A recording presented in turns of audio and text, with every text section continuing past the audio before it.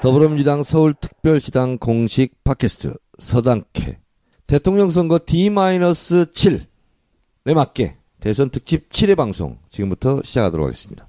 저는 김영호입니다. 를 대신해서 대타로 사회를 맡은 정청래입니다. 와. 네, 지금 와 소리를 낸 분 자기소개 부탁합니다. 예, 박주민입니다. 반갑습니다. 은평가 박주민입니다. 네, 그리고 또 한 분. 네. 양천의 시진핑. 네. 양천갑 시진핑 황입니다. 네. 반갑습니다. 황입니다. 황희입니다. 황희입니다. 네. 네. 박주민 의원님. 네. 오늘은 어디에서 뭐 하다 왔어요? 오늘은, 저희 오전하고 오후 한 3시, 4시까지는 지역을 계속 돌았고요. 네. 그 다음에 고척돔에서 추미애 대표님하고 같이 이 야구장 찾으신 분들 대상으로 유세. 그 다음에 저녁에는 그 청년유세단 요청으로 강남에서 유세를 잠깐 하다 왔습니다. 박주민 의원은 지역구 의원이에요? 전국구 비례대표예요? 지역구 의원이죠. 은평갑이요. 근데 왜 전국구처럼 이렇게 돌아다니는 거예요? 서울 인기가 많아요. 인기가. 요청이 오면은 웬만하면 가려고 하죠. 예. 대선이니까. 예. 네. 박주민 의원이 국회의원 되기 직전에 네. 예상했던 모습과는 사뭇 다른 모습을 지금 보이고 있습니다. 네. 그때 어벤져스도 좀 늦게 합류했잖아요. 더벤져스도 늦게 합류했죠. 제가 영입 17호인가 18호인가 해서 영입되고 나니까 이제 약간 좀 앞쪽에 영입된 분들이 이미 그룹이 짜져 있는데 저는 이제 굉장히 약간 그때 좀 뻘쭘해하면서 첫 출연했던 데뷔 무대에 제가 앞에 있었어요. 네, 기억나요. 인천. 네. 근데 발표 능력은 제일 뛰어나더라고. 예. 그리고 제가 그때 변호사 하시니까. 싹수가 노랗지 않고 파랗다 이런 생각이 들었는데 파란 옷을 지금 입고 다니고 있군요. 예, 그렇게 됐네요. 들어올 때는 노랗지 않았나요? 얼굴은 노랗습니다 지금. 네. 황희 의원은 오늘 뭐 했어요? 저는 총무부본부장답게 네. 주로 이제 좀 오전 시간에 아침에 이제 출근 인사하고 네. 그다음에 그 지역위원회에서 좀 있다가 그다음에 출근해서 결제를 합니다. 총무부본부장은 여러분 네. 어떤 자리냐면요. 돈을 거의 500억을 주무르는 사람입니다. 509억. 509억. 예, 좋습니다. 실제로 총무부본부장은 누구죠? 지금 안규백 사무총장. 근데 사무총장보다도 실제로 부본부장이 이런 일은 다 하는 거죠. 거의. 제가 사인해야 본부장으로 올라갑니다. 현재까지 얼마 썼습니까? 이것도 비밀 현재까지 아니죠. 괜찮아요? 이제 509억 보통 이제 509억을 써야 되는데 이게 회계 처리가 나중에 하면서 잘못될 수가 있잖아요. 늘어날 수 있고. 네, 그래서 이제 룸을 좀 둡니다. 네. 한 20억 정도. 네네. 그래서 이게 또 잘못 계상돼서 이게 509억을 초과해 버리면 이게 또 큰 선거법 위반 사항이 되기 때문에 그래서 가장 중요한 거는 선거 비용과 선거 외비용. 이게 정치 자금으로 이제 정당 활동 통상적으로 쓸 수 있는 것을 미리부터 잘 구별해서 지출하는 게 가장 중요합니다. 저는 10년 전에 대선 때 대체적으로 그때가 TV 신문 광고로 한 80억 책정해 놨었거든요. 그걸 알고 있는데 올해 이번에는 얼마 정도 쓰나요, 그게? 100억 넘어갈 100억 정도 그 정도 되죠. 예. 그러니까 실제로 총무본부장이 자기 마음대로 쓸 수 있는 돈은 없어요. 네. 정해져 있어요. 그리고 이제 왜 이렇게 전에 보면 조사받고 감옥 가고 이랬는지 왜 그런지 알았어요. 왜 그랬던가요? 이게 딱 쓸 수 있는 돈만 써야 되는데 그치. 이제 무슨 막 조직하고 뭐 하고 하잖아요. 그럼 이게 요즘 SNS 이런 거에 막 발달하고 그랬으니까 그렇지만 이러면 이제 돈을 또 안 쓸 수가 없단 말이에요. 그럼 이제 저 같은 사람이 어디서 돈을 좀 구하는 거예요. 구해서 그냥 막 나눠줘. 이러면 그냥 바로 걸리는 거예요. 그래서 근데 이제 그렇게 하지 않아도 대선을 큰 선거를 치를 수 있을 정도로 정말 선거 문화가 많이 바뀌었습니다. 총선이나 대선이나 선거 비용이 깨끗해진 것은 노무현 대통령이 고맙습니다. 정치 개혁을 했기 때문에 실제로 지금 이렇게 509억 그러면 사실 작은 돈이 아니죠. 큰 돈인데 여러분 예전에는 몇 조 단위로 썼다고 그럽니다. 인원동원 하고. 그런데 굉장히 지금 선거 공영제에 의해서 깨끗한 선거 문화가 정착됐다. 이렇게 볼 수 있습니다. TV 토론 지금 우리 녹음하는데 막 끝났죠? 저는 이제 다른 방송 녹음하느라고 못 봤는데 네. 오늘 어땠습니까? 오늘 뭐 교육 복지 분야인데 맞아. 재미는 그렇게 없었어요. 네. 뭐 특이할 만한 항상 이제까지 했던 어찌 보면 저희 후보 입장에서는 그냥 평작 선방했다. 예, 네, 그렇죠. 평년작 수준이기 때문에 뭐 그대로 나가면 뭐 제일 유리한 결과적으로는. 잠깐 제가 1분만 봤었는데 네. 4대강 관련해서 홍준표 후보의 주장이 잘했다고. 너무 잘했다고. 네. 홍수도 예방하고 치수에도 너무 도움이 된다고. 완전 반대로 잘못 알고 그러니까 문재인 후보 보고 문 후보는 전문가가 아니시라서 네. 그러면서 진짜 전문가들 들으면 네. 참 답답하겠더라고요. 홍준표 후보 우리 이야기하는 거 들으면 전혀 비전문가적인 견해를. 좀 복장 터져 죽을. 그렇죠. 마음을 잘못 먹으면. 안철수 후보는 오늘 뭐 특이사항이 있었습니까? 안철수 후보는 주로 이렇게 좀 예산, 액수에 대해서 컨셉을 자꾸 나오셨던 것 같더라고요. 네. 그거 얼마인 줄 아십니까? 이제 계속 이런. 네. 그러니까, 안철수 후보는 여전히 토론의 흐름을 못 잡고 뒷북을 치는 거죠. 네. 근데 저 오늘 참 답답했던 게요. 네. 저는 이게 제가 몰라서 그러는 건지, 이 학제 개편 얘기를 지금도 계속해요. 근데 이제 우리나라 그 교육의 문제점이라든가 여러 가지 있잖아요.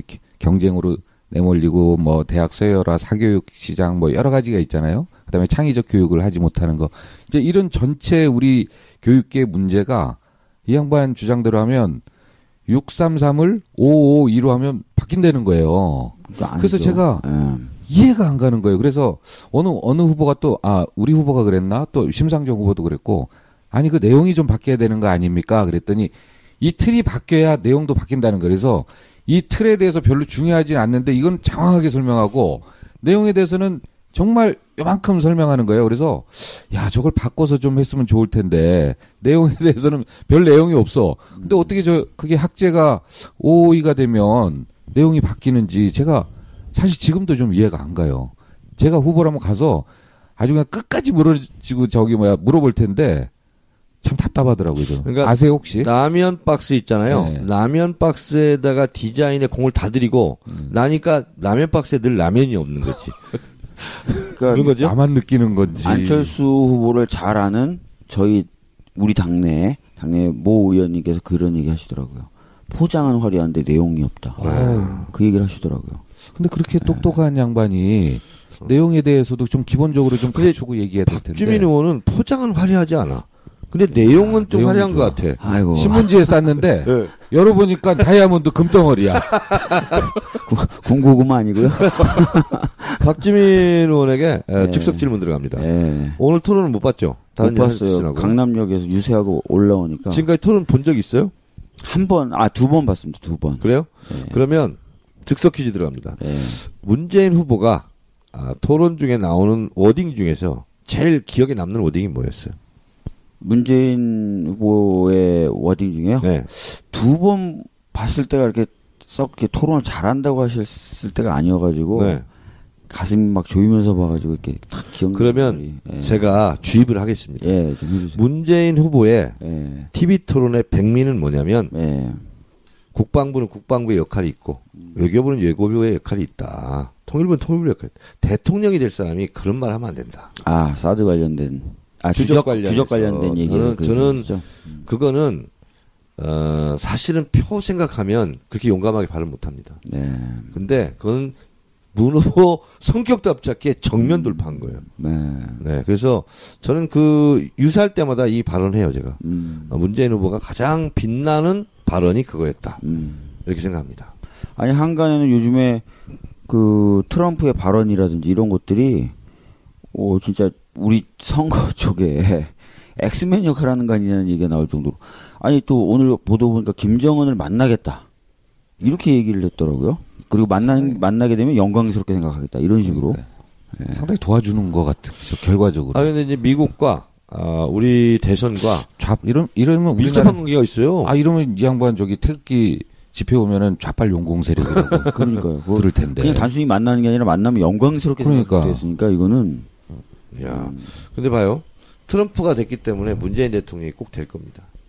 왜냐면, 오바마 대통령이 됐을 때는 이명박근혜였어. 그렇잖아요? 그렇죠. 부시일 때는 김대중 대통령이었거든. 아. 그래서 저쪽이 공화당이 되잖아요. 그럼 여기 민주당이 돼요. 이게 어떻게 생각해? 이거 보고 한미 질량 보존의 법칙이라고 그래요. 노무현 대통령 때도 부시. 그렇죠. 네. 네. 그래서 그렇게 되면 변화 발전 안 되는 거 아니에요? 하여튼 뭐 엇박자는 계속 나요. 특히 남북 관계에 있어서 곤란하긴 한데 그렇고요. 지금 이제 D-7 7일이잖아요. 네. 박지민 의원이 그래도 전국을 제일 많이 돌아다녀 봤잖아요. 반응이 비슷비슷하던가요? 어떻던가요? 아니요. 확실히 이제 그 호남 쪽은 분위기가 많이 달라졌어요. 그러니까 4월에 재보궐선거 지지 유세 갔을 때하고 그다음에 대선 시작되고 나서 초반에 갔을 때하고 그다음에 지난주 말에 갔을 때하고 완전히 분위기가 다릅니다. 네. 예. 저 같은 경우도 이게 좀 이게 바닥 여론이라는 게 정말 중요하구나. 이렇게 지지율 이렇게 나오는 거하고 이거를 제가 좀 거꾸로 느낀 게 목포를 저도 이제 지난주하고 일주일 사이로 해가지고 2번 갔었는데 처음 갔을 때하고 또 다르더라고요. 네. 그러면 이게 사람이 느끼게 돼. 다양한 사람들과 대화하고 이러면은 내가 보면 호남은 어떻게 보면은 문 후보 입장에서는 그 서해안, 호남 그 전남 쪽 서해안 벨트 여기가 제일 취약했거든요. 네. 근데 그래서 야 이거 5대5에서 최소한 6대4까지는 끌어올릴 수 있겠다. 뭐 이렇게 상당히 그렇게 좀 아주 타이트하게 봤었는데 이번에 가서 보면 어찌 보면 이 호남은 정말 오로와 나띵이다. 주면 확 주고 안 주면 안 준다. 네. 지난 총선에서 아예 안 줬잖아요. 그죠? 한 석밖에 우리가 못 차지할 정도로. 근데 이 바닥 민심은 나는 거의 그냥 그전 우리 후보 봤던 것처럼 이렇게 나올 것 같은 그런 분위기예요. 왜냐하면 이 국민의당 안철수 후보를 이렇게 좀 지켜낼 가치가 뚜렷하지 않는 거예요. 현재로서. 총선 때는 이렇게 좀 민주당 정신 차려라 하고 매질을 한다. 뭐 이런 의미라도 있었는데 이 대선 국면에서는 뭐 자유한국당 보수의 가치를 지키는 뭐 이런 식으로 국민의당의 안철수 후보를 뭐가 좀 지켜내야 될 가치가 뚜렷하게 그 더불어민주당과 이게 견주어 봐서 뚜렷하게 없는 거예요. 그래서 저는 감히 조심스럽게 한번 예견해 보건데 상당히 쏠림 현상이 있을 거라고 생각합니다. 그걸 제가 수치화해서 말씀드리도록 하겠습니다. 네. 7대 2대 1. 이렇게 나오지 않을까 하고 저는 예상합니다. 안철수 후보가 2. 예. 홍준표가 1. 나머지 다 합쳐서 1. 네. 저도 저는 그 느낌이 온 게 전라남도 강진에 저희 처남이 살고 있는데 동창회를 했답니다. 수명. 다 문재인이었다고. 그러면서 맞아요. 저희 처남 말로는 80% 정도 예상을 하고 있더라고요. 저는 60대인 전직 공직자들을 만났거든요. 공직자를 퇴직하면은 정말 아쉬울 게 없는 분들이에요. 네. 그런데 이제 이야기를 해보니까 처음에는 이건 어떠냐고 계속 질문을 해요. 거기에 대해서 답변을 했더니 결론은 이거예요. 그래도 뭐 찍어야지 어떻게 하냐. 이런 답변을 제가 들었어요. 네. 호남의 전략투표라는 것이 당선 가능성에 투표하잖아요. 그렇죠. 당선 가능성이나 당 지지율이나 그리고 후보 지지율을 봤을 때 호남의 전략적인 선택을 하는 판단 기준은 이미 제공이 됐어요. 자료가. 그래서 저는 급격한 쏠림 현상은 있을 것 같다. 이런 생각이 좀 듭니다. 박지민 의원은 제가 어제 은평 갔었잖아요. 네. 은평 분위기는 어때요? 은평에는 호남하고 충청 분들이 많으세요. 그래서 확실히 이제 호남 분위기가 바뀌면 같이 바뀐다는 느낌을 받거든요. 그래서 조금 많이 바뀌었다는 느낌이 듭니다. 네. 들고 오늘 자전거 타고 어르신들을 좀 많이 만나 뵙고 경로당도 오늘 좀 갔었었는데 분위기 좀 좋아졌어요. 확실히 예, 좀 좋아졌어요. 근데 여전히 좀 노인층에서는 회의적인 말씀하시는 분들도 많더라고요. 내용이 뭐예요? 기본적으로 이거예요. 일단은 기존의 색깔론의 발언처럼 하시는 분들도 있었고, 내가 찍었던 사람들이 있는데, 딴 쪽을 찍는다고 해서 크게 달라질 것 같지 않다. 그런 얘기들을 많이 하죠. 소위 말해서 그놈이 그놈이다? 그놈이 그놈이니까 그냥 내가 그냥 하던 대로 하겠다라고 얘기하시는 분들이 많더라고요. 30만 원 얘기를 했어야죠. 30만 원요? 네. 30만 원 얘기도 하고 청년들 일자리 얘기도 했거든요. 그래서 오늘 돌아다니면서 이제 그놈이 그놈이다라는 분들한테는 주로 이제 말씀하셨던 30만 원이나 또는 청년 일자리 얘기를 했고, 그리고 뭐 안보 이쪽 얘기했을 때는 트럼프가 김정은 만난다고 하더라. 이거 봐라 이게 맞는 거 아니에요? 이런 얘기를 주로 했었어요. 그래도 부유층이 살고 있는 양천 분위기는 어떻습니까? 저희는 뭐 솔직하게 30만 원 잘 안 통합니다. 안 통해요. 네. 그건 뭐 나도 있으니까. 네, 70%만 이게 하니까 그러긴 한데 저희는 이제 문제는 뭐냐면 이거예요. 선거 운동을 하는 정당이 저희밖에 없어. 거의 없어. 당당은 안 해요? 네, 다른 데는 안 해요. 그러다 보니까 자유한국당 엄청 열심히. 왜냐면은 이 기존에 그 저하고 경쟁했던 그 새누리당 후보가 바른정당으로 넘어가면서 구의원들은 또 이쪽에 다 남아 있는 거예요. 그러면서 이쪽은 또 위원장이 없어. 그러니까 아예 전멸돼 있어요. 그래서 이게 분위기가 어떠냐면 막 우리만 노래 틀고 막 마이크에다 그냥 막 소리 지르고 우리만 그러니까 선거 분위기가 안 잡히고 너무 시끄러운 거 아니야 뭐 이제 이런 거를 저희만 듣는 거예요. 그래서 출퇴근 인사할 때는 좀 부담이 없는데 이거 그냥 평상시 이렇게 다닐 때는 조금 부담스럽더라고요. 황 의원 복 터졌네. 다음번에 또 되겠구만. 모르죠 뭐 이제 정말 기간이 많이 남았는데. 네. 뭐 미국이 결과적으로 우리를 도와주는 거 아니냐. 이런 게 뭐냐면 사드를 갑자기 또 강행 배치하고 뭐 청구서 날려보내고 이러면서 실제로 자유한국당 이런 데서 볼멘 소리를 해요. 그리고 더군다나 또 이게 김정은을 만난다고 그러니까 트럼프가 이게 도대체 어떻게 된 거냐. 이거 결과적으로 대선에 문재인 도와주는 거 아니냐 미국이. 이러한 억지가 아닌 억지까지 돌고 있어요.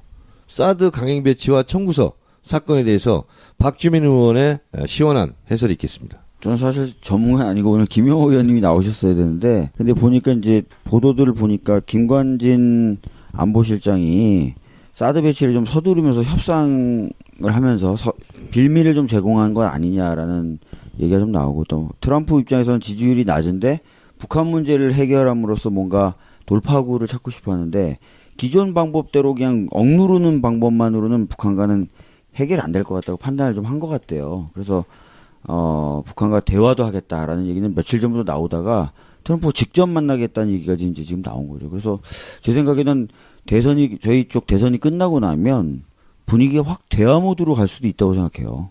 예. 저는 조심스럽게 이런 상상도 해봤어요, 사실. 뭐냐면은 이게 사실 북한은 어떻게 보면 미국 쪽에 상당히 쫄아 있는 건 사실 아닙니까? 그렇죠. 그러니까 이제 북한은 아마 미국에 대해서 불가침 조약, 이걸 확인받고 싶어 할 거예요. 이건 아마 분명할 겁니다. 그러면 이제 요 시기에 이제 트럼프 돈도 많고 대통령도 됐고 이것저것 다 있지 않습니까? 그러면 요 시기에 딱 이러는 거죠. 대북 불가침 이 선언을 하는 거예요. 침략하지 않겠다. 이 선언을 하고 그러면서 이제 북핵 포기를 끌어내는 거예요. 그러면서 이게 패키지로 종전선언을 하는 거예요. 대북 불가침, 북핵 포기, 종전선언 이걸 패키지로 딱 끌어내면 그러고 나서 노벨 평화상을 딱 받는 거예요. 그거 있잖아요. 클린턴 김대중 대통령의 그랜드 플랜이에요. 아 그래요? 네. 그러면 그 플랜을 다시 재가동하는 거예요. 그러면 트럼프가 클린턴 구상을 이어받는 거네? 뭐 통합 시대인데.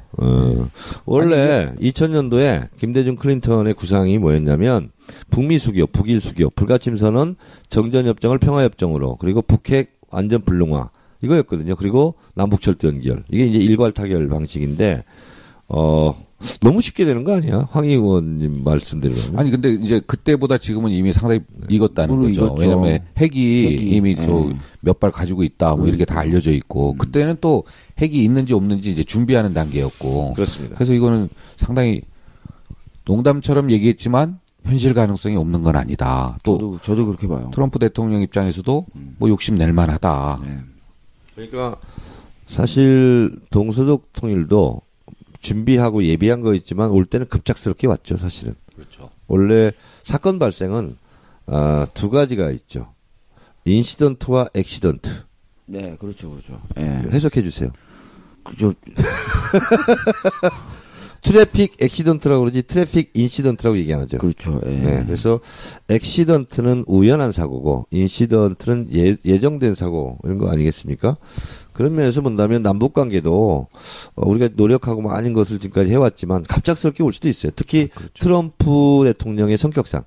왜냐하면 그분은 다른 거 안 따져요. 미국 제일주의, 미국 우선주의, 미국의 국익이 된다면 뭐래도 할 그런 생각을 갖고 있는 사람 같아요.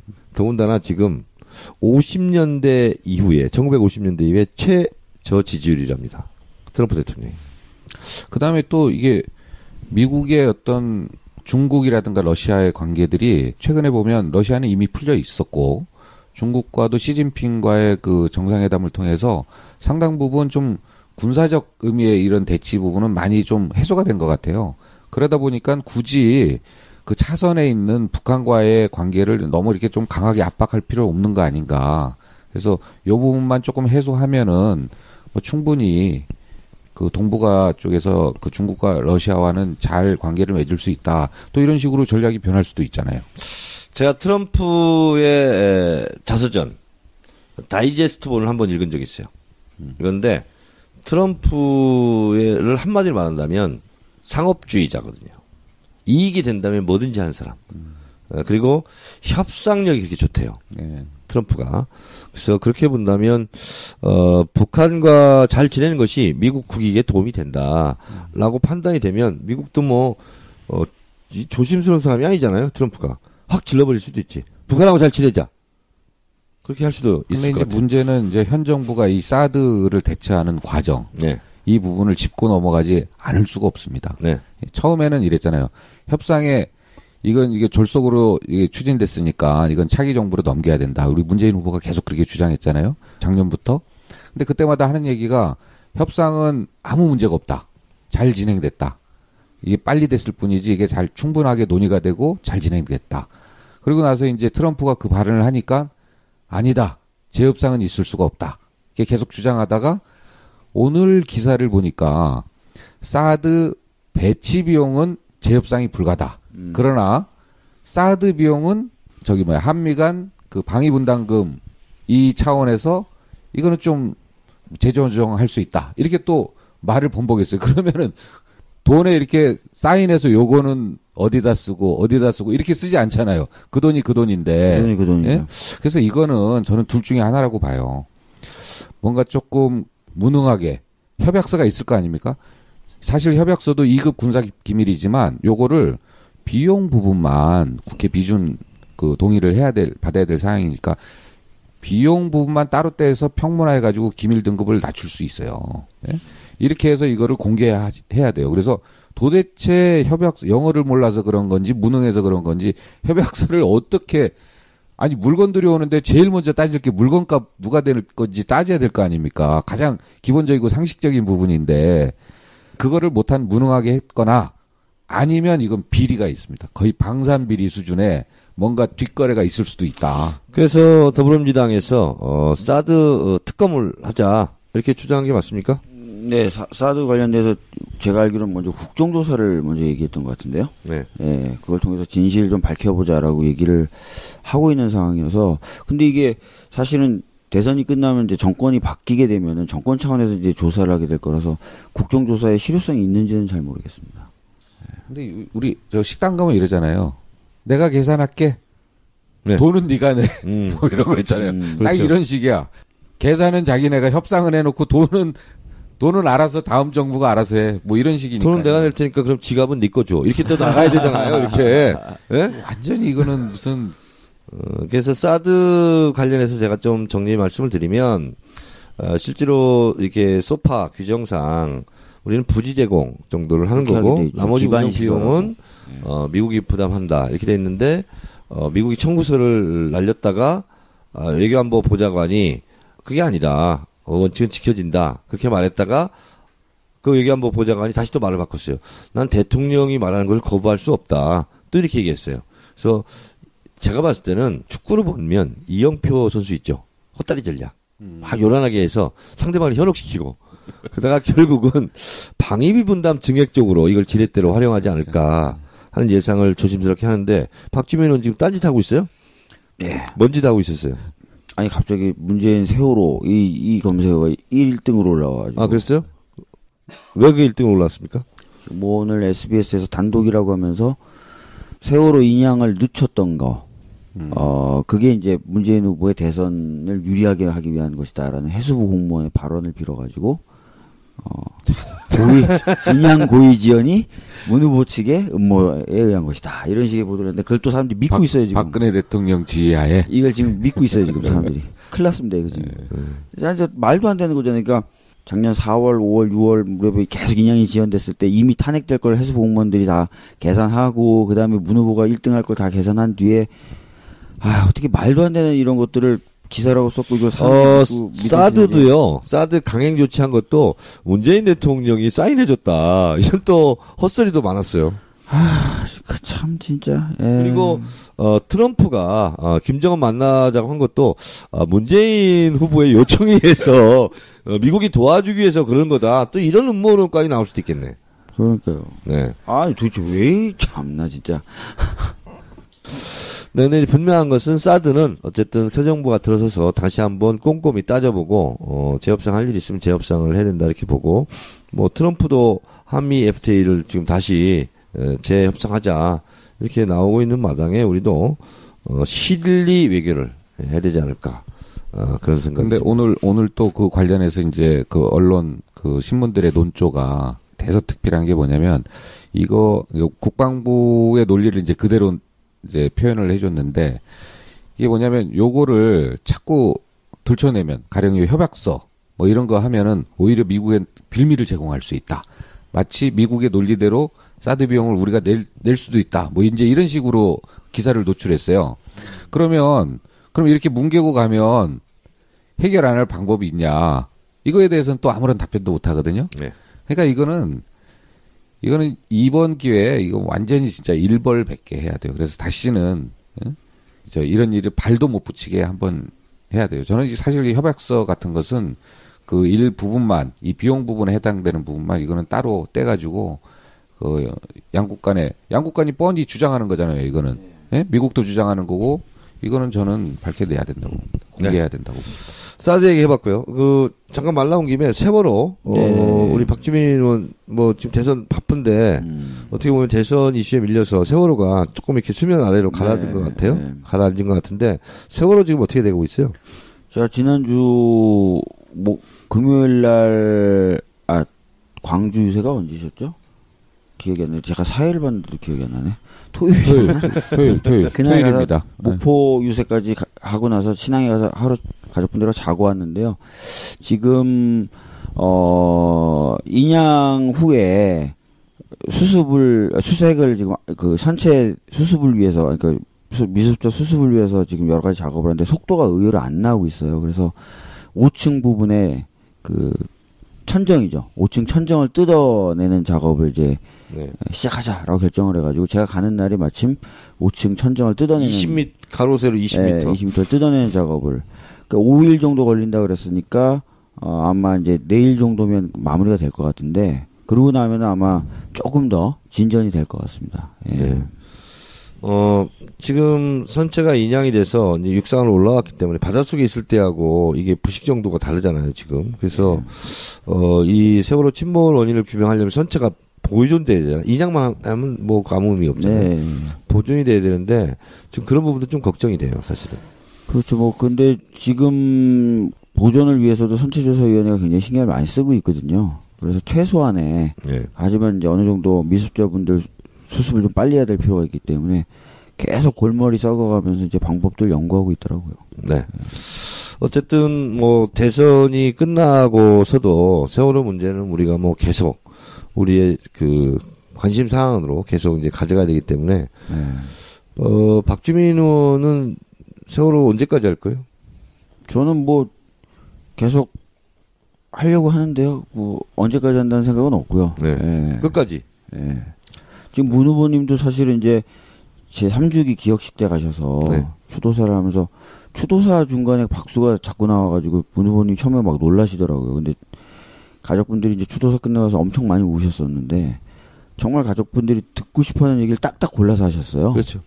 그 중에 이제 하나가 진상규명 관련된 건데, 지금 올해 11월에 법이 통과돼서 2기 특조위가 발족되는데 그걸 최대한 당기겠다. 근데 국회에서 입법으로 처리 못 해주면 대통령 직속하에.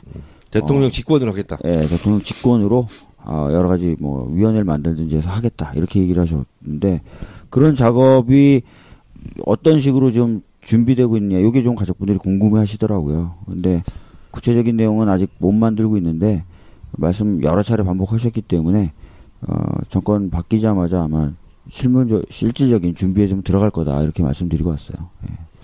그러니까 세월호 부분은 저도 그때 기억식 때 이제 들었는데 너무 그것은 명찰하게 딱딱 짚어서 다 얘기를 하시더라고요. 그러니까요. 그리고 이제 본인이 또 단식까지 한 그런 경험이 있기 때문에 아마 세월호 부분은 그리고 뭐 문재인 후보로서는 뭐 개인적으로 뭐 다칠 일도 없고 연루된 일도 없기 때문에 가장 신속하게 이 부분은 진상규명과 책임자 처벌을 위해서 아마 노력하실 거라 이렇게 생각을 합니다. 저는 이번 기회에 이제 진상규명 당연히 해야죠. 그래야지 이제 이런 것들이 이제 반복되지 않는데 또 하나 필요한 것은 여전히 저는 가령 세월호처럼 이 배가 침몰됐을 때 과연 우리 정부 이 체계가 세월호처럼 반복되지 않고 이렇게 구조할 수 있는 신속하게 구조할 수 있는 그런 예방책이라든가 사고 수습 매뉴얼이 정확하게 체계적으로 마련돼 있냐.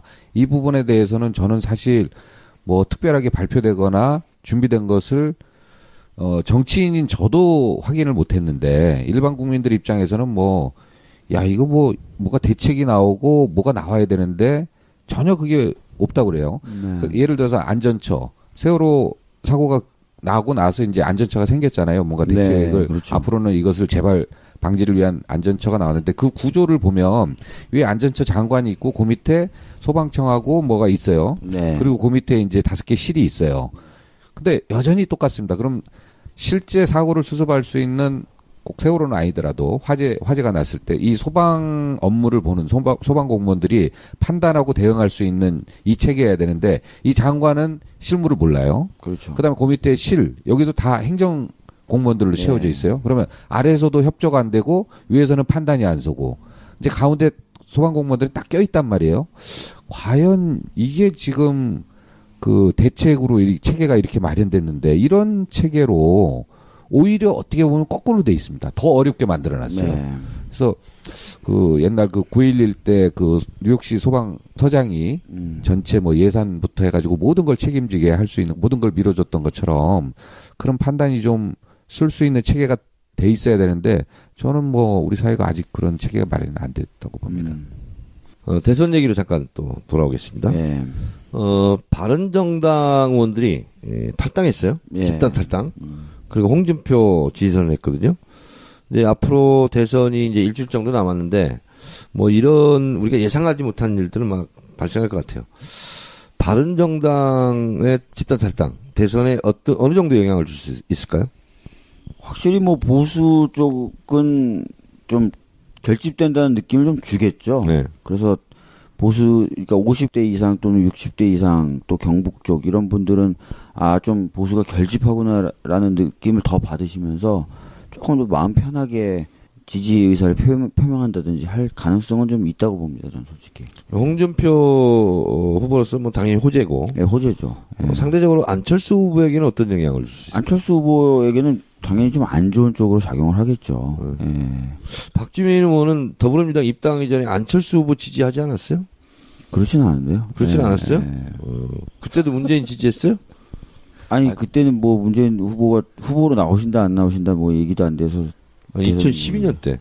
2012년이요? 네. 2012년 때는 저는 문재인 후보한테 투표를 했었습니다. 그랬어요? 네. 미리 더불어민주당에 입당하려고 그때부터 투표를 제대로 했구나. 상식적인 사람이므로. 아니 근데 지금 그 말씀이 마치 그 해수부 공무원들이 탄핵되고 나서 탄핵도 될 거고 그래서 문재인 후보가 대통령 후보로 될 거고 이걸 다 예측하고 정신 바짝 차리고 얘기해야 돼요. 그거 똑같다니까요 지금. 그래서 사법고 싶은 것도 네. 문재인 대표와 함께 민변 소속 변호사가 되려고 사법고시를 준비했던 건 아니에요? 왜 그러세요? 네? 사법고시는 왜 준비하게 됐어요? 사법고시는 제가 이제 뭐 언론에 여러 차례 말씀드렸지만 학생운동 하다가 그때는 이제 사실 볼 생각이 전혀 없었는데 작은 철거촌 하나 도와드렸는데 구청장을 만나시겠다고 했던 걸 도와드렸는데 전혀 도움이 안 되더라고요. 그래서 변호사라도 되면은 만나게는 해드릴 수 있지 않을까 이런 생각에서 처음 고민하게 됐어요. 변호사 되는 거. 좀 딴 얘기 좀 황희 의원은 어떻게 하다 이렇게 정치에 일을 하게 됐어요? 저는 뭐 사실 저도 이제 첫 고리가 철거예요. 철거. 네, 우리 저 목동은 그 뚝방 안양천 뚝방에 철거 6천 세대가 있었어요.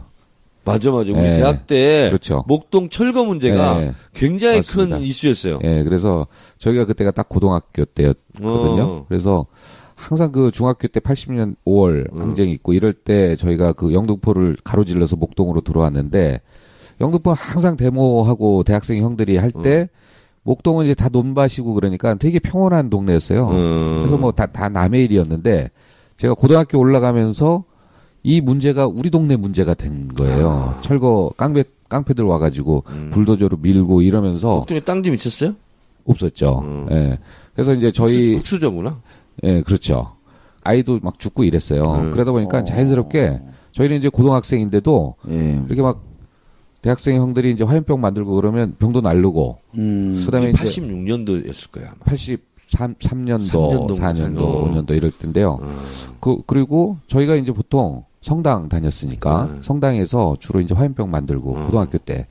그리고 대학교 1학년 때 하던 공부 있잖아요. 철학 공부 이런 거. 이런 걸 저희는 고2 겨울방학 때 하고. 고2 때? 그렇죠. 선진 학생이 상당히 앞서갔죠. 네.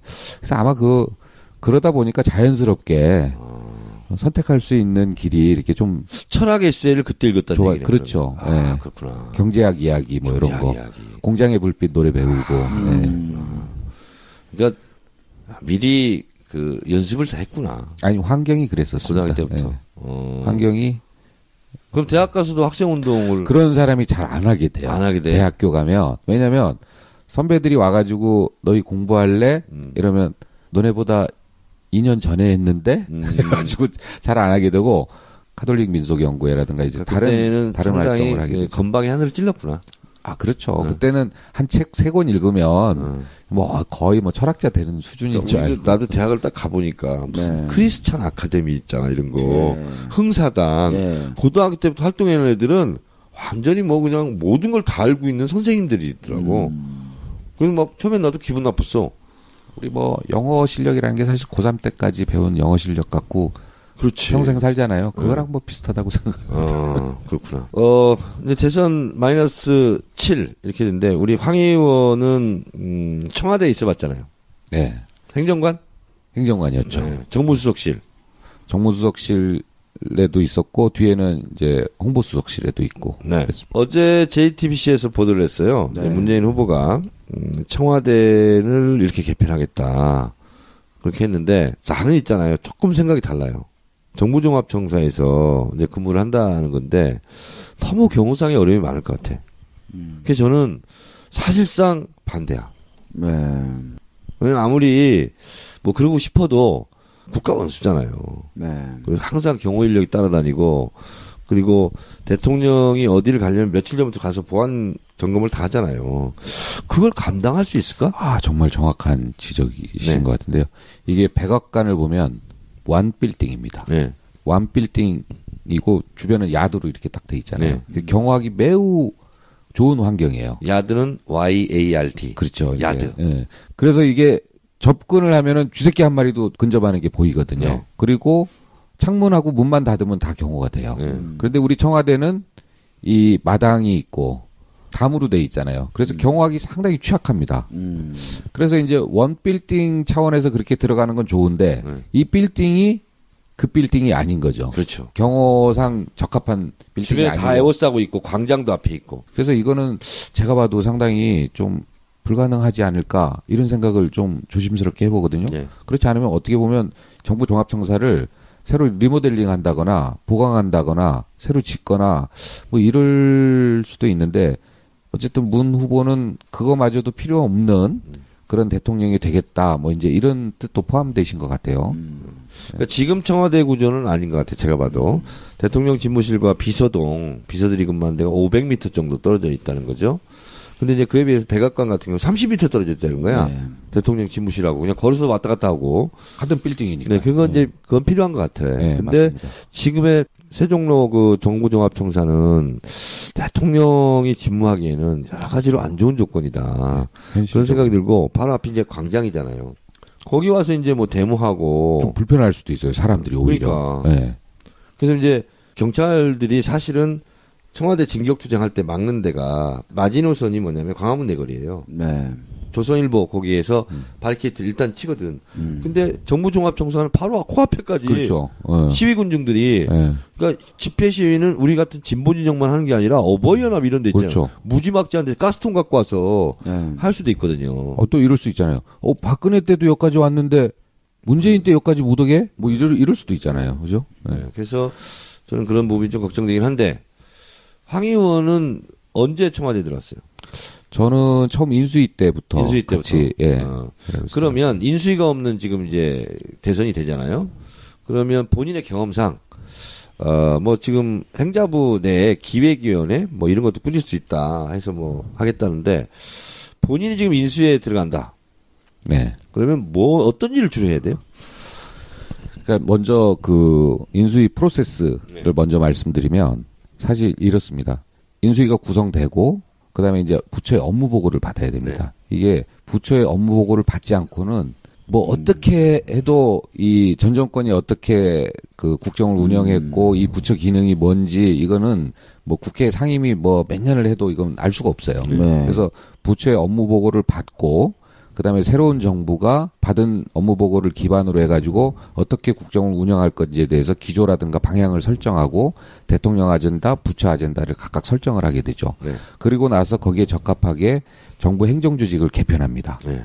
개편하고 그다음에 그 장관도 뽑고 그래야 되는데 지금은 이제 인수위 기간이 없고 선거 끝나면 그 다음날 아침부터 바로 정부가 시작된단 말이에요. 국정 운영이.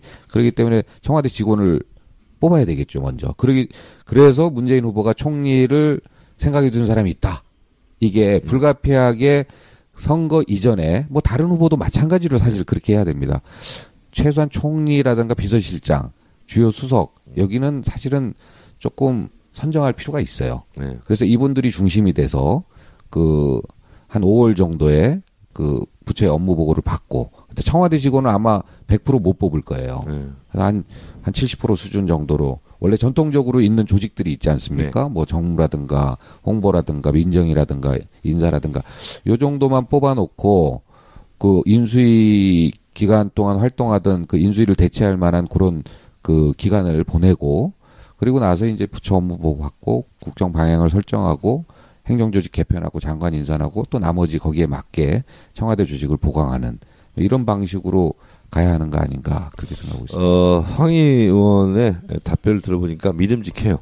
네. 그래서 빨리 이런 사실을 문재인 후보한테 좀 알려주세요. 문재인 후보께서는 더 많이 알고 더 많이 알고 있습니까? 네, 그렇군요. 황 의원이 좀 불필요한 사람이에요. 네, 그렇습니다.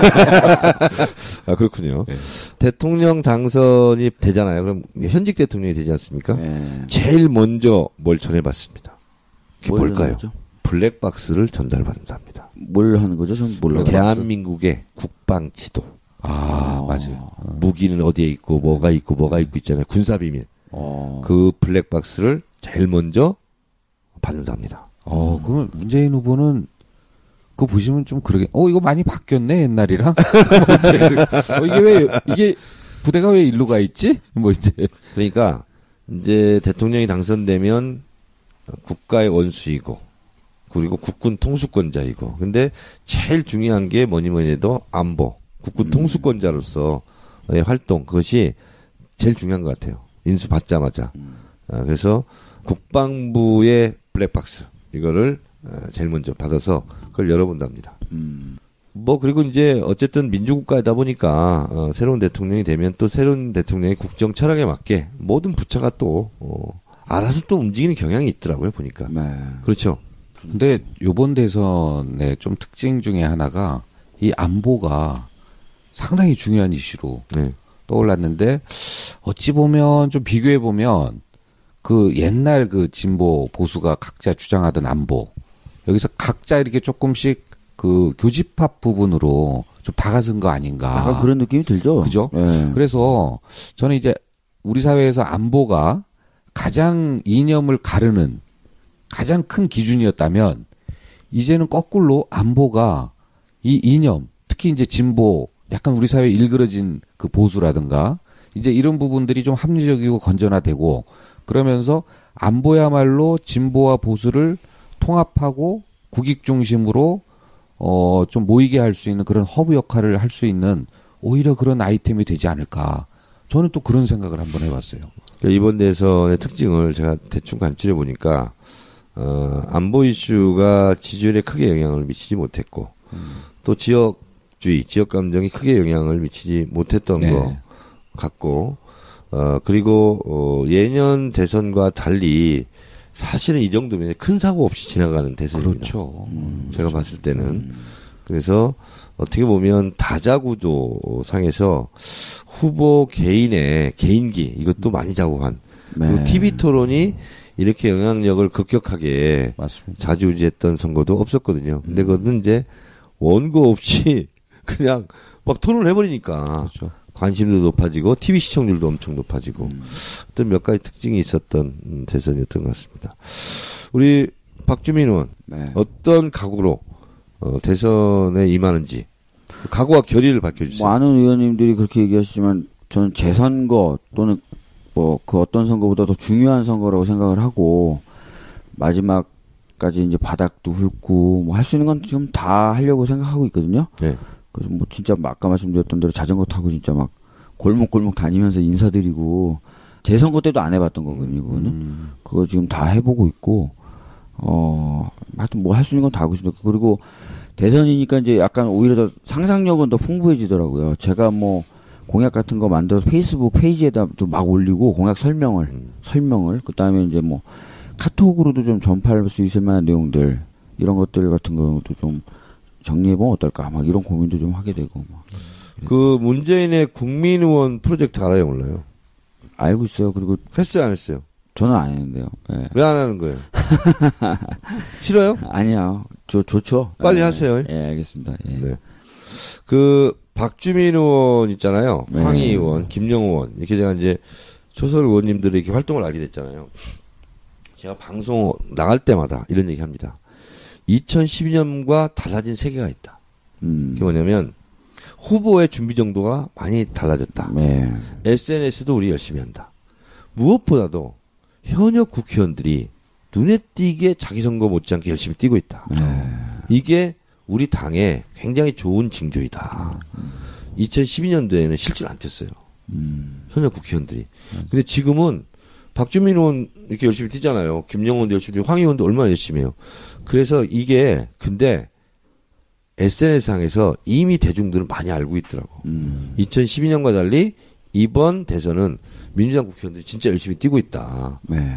이거를 사람들이 얘기하기 시작했어요. 좋은 징조이다. 그 이재정 의원이 지난번에 그 문나이트 할 때 네. 우리 당 의원이 119명인데 119 구조대다. 네. 그 얘기 참 좋더라고요. 네. 119 구조대이기도 하고요. 헌법 119조가 경제민주화 조항. 아, 그래요? 네. 119조인 거는 119조. 네. 항상 올 때마다 많이 배웁니다. 네. 우리 황 의원께서는 일주일 동안 어떤 결의와 각오로? 예, 저는 이제 사전투표에 이제 조금 많이 시간을 할애해서 좀 가급적이면 좀 놀러 가시는 분들 사전투표 하고 가라 이 캠페인을 좀 많이 할 거고요.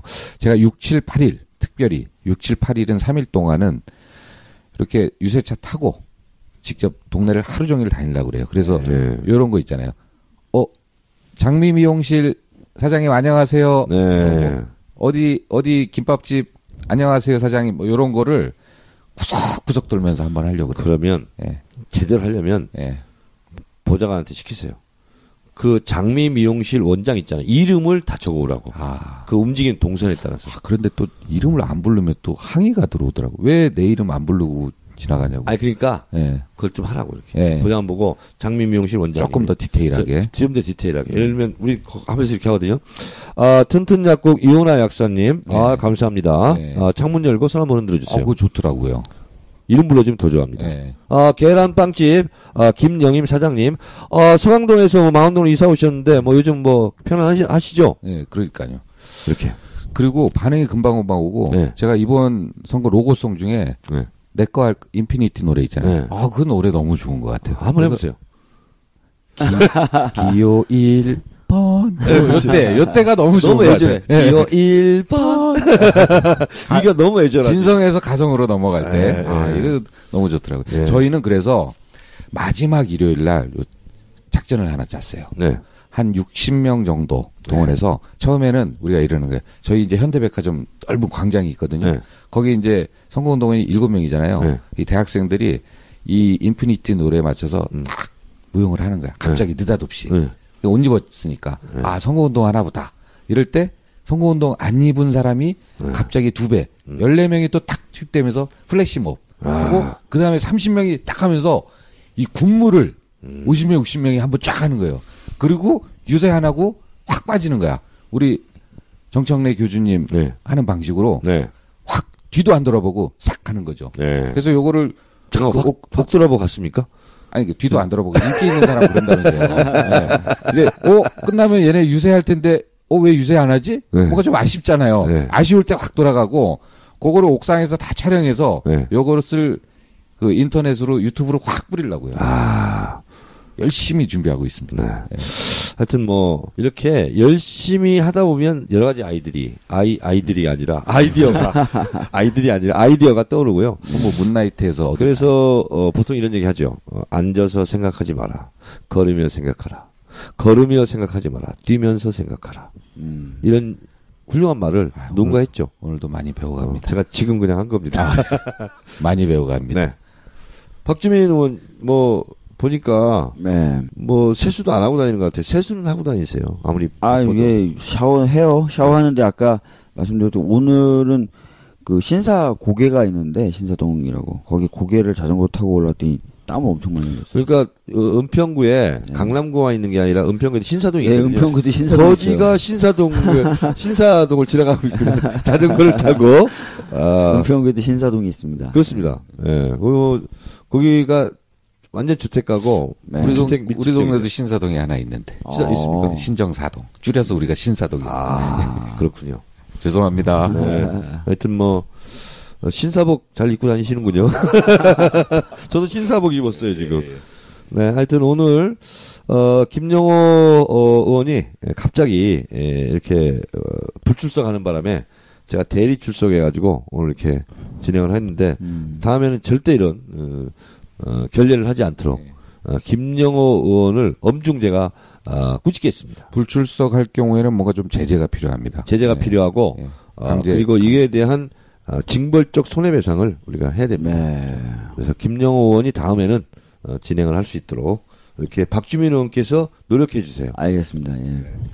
자, 여러분 대선 특집 방송 서울특별시당 공식 팟캐스트 소단캐 모든 순서를 맞춰도 될까요? 네. 좋습니다. 네. 여러분 피곤해요 지금? 아니 피곤한 것도 피곤한 거고 굉장히 터무니없는 제가 보기에는 진짜 악의적인 보도거든요. 보도가 계속 지금 아까부터 신경 쓰이는 관련된 말도 안 되는 보도들을 한 이유가 뭘까? 그리고 특히 그 기자도 제가 아는 기자인데 제가 잘 아는 기자인데 참. 작년에 메시는 괜히 메시가 아닙니다. 태클을 피하는 실력까지 갖췄을 때 그렇죠. 메시가 되는 거죠.